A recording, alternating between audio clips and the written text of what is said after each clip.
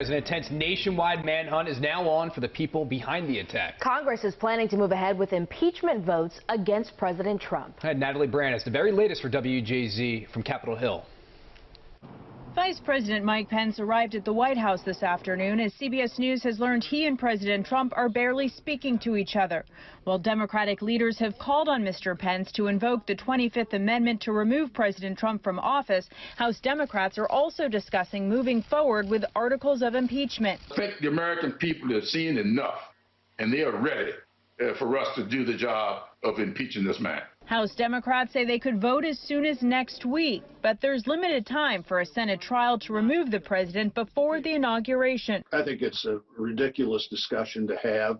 I've got enough decisions to make about things that can happen rather than to spend time on things that can't happen. Democratic leaders Nancy Pelosi and Chuck Schumer say President Trump needs to be held accountable for the assault on the Capitol by rioters supporting him. Speaker Pelosi says she's speaking this afternoon to President-elect Joe Biden about impeachment.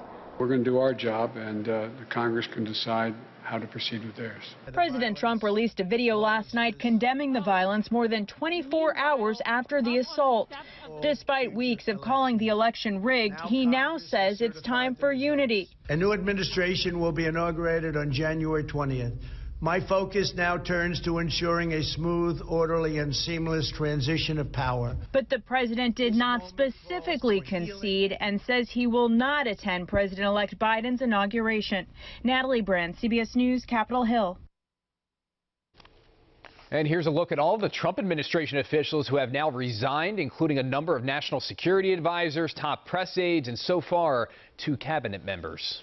Well, as we've been telling you, law enforcement is now looking for dozens of people who were involved in that siege as part of an investigation that could now include homicide charges. As Jeff Begay reports for WJZ for Capitol Hill, there are more concerns now about even more attacks.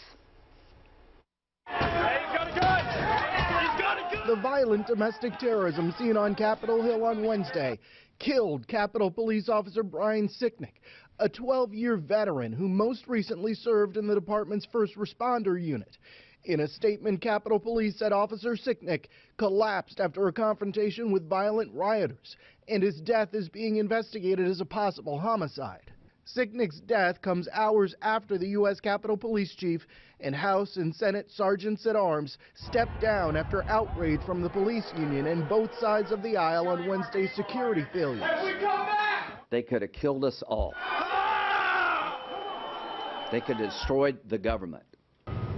The Justice Department is investigating stolen electronic items and documents possibly containing sensitive national security information. Thousands of National Guard troops deployed into Washington overnight to help secure the city. CBS News has learned that some of the rioters involved in Wednesday's attack have remained in the area, and new intelligence shows that they may be planning more attacks in the city and on federal buildings. A full manhunt is on as the FBI and D.C. police search airports and hotels for rioters who ransacked the Capitol. The FBI released this photo of a person believed to be responsible for the pipe bombs found in D.C. on Wednesday, offering a $50,000 reward for any information. There are also warning signs on social media that Inauguration Day may be their next target. A post on a white supremacist Telegram channel says it is the next date on the calendar that the pro-Trump and other nationalist crowds will potentially converge on the Capitol again. On Wednesday, the FBI says so far it has received about 4,000 tips. Jeff Begay, CBS News, Washington.